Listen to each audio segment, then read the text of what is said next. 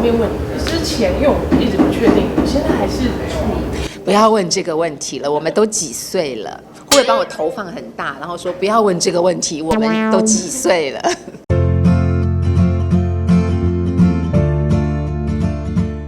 谢谢，也希望会员朋友尽快的将信用卡准备好。老朋友欢迎您，最后1分钟时间了啊，我知道有点赶了啊，请您先拨语音订购专线才能确定。在线上的观众朋友，请稍安勿躁，好，加油加油！那我们可能这个月就只做这一档了，所以把握最后1分钟的时间。她是41岁购物专家思蓉，曾创下单档业绩破3600万纪录。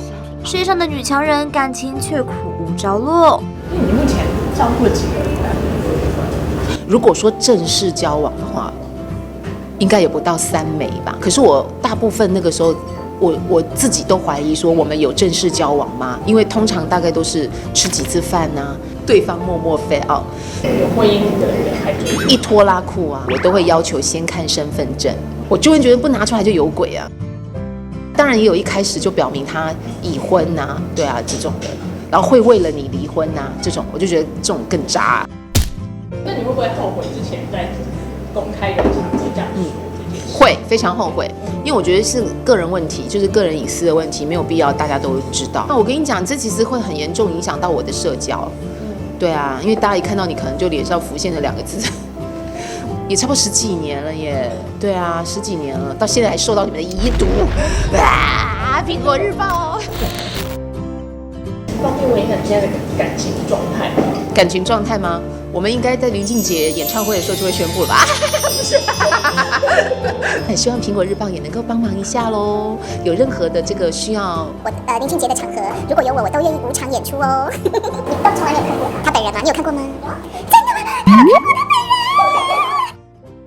不止感情，思蓉整形无数次的脸也让人好奇。报感觉就是跟你互动60几次啊？怎么可能呢？加微整一定超过60次啊，10次应该是有的。对，因为我其实很多手术是在重修。上次走出刀，我是去年去把鼻子，终于鼓起勇气把鼻子重弄。就如果你第1次很成功的话，你怎么会想要同一个部位再去开第2次，再去开第3次？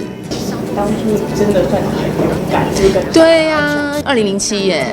对啊，当时其实台湾的社会都还普遍不能接受。我曾经后悔过，我说你承认，是会被讲话。我没有想过这个问题耶。今天的我再一次碰到这个事情，我还是会很大方的承认。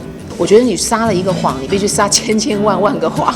最近我开始上宪哥的节目啊，我就开始做一些无谓的批评啊，这个塑胶人啊，或是说什么脸都不会动啊。我发现我跟旁边的人长得没有不一样啊，所以后来我就想，那真的就是先入为主的概念。因为这件事就是让你偷偷在家里哭是完全没有的。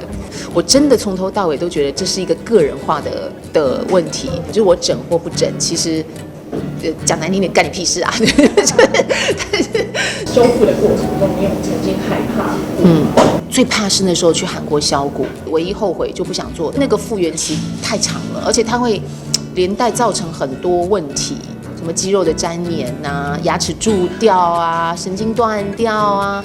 先问妈妈？没有我妈根本不知道这件事。跟我妈说我去韩国玩半个月，我妈连我削完都不知道，她是看苹果日报。对，而且他们觉得要有职业道德。有一次我回家，我爸就说：“你牙齿要去弄一下哦，我看你在电视上哦，那牙齿不行，太黄了。”之前有讲到就是职业伤害，耳朵会听力不好。那已经没办法，就是不可逆啊。我现在就比较保护右耳，因为左耳如果只剩右耳的一半听力的话，那你就是要小心右耳，就不能让右耳再降下来。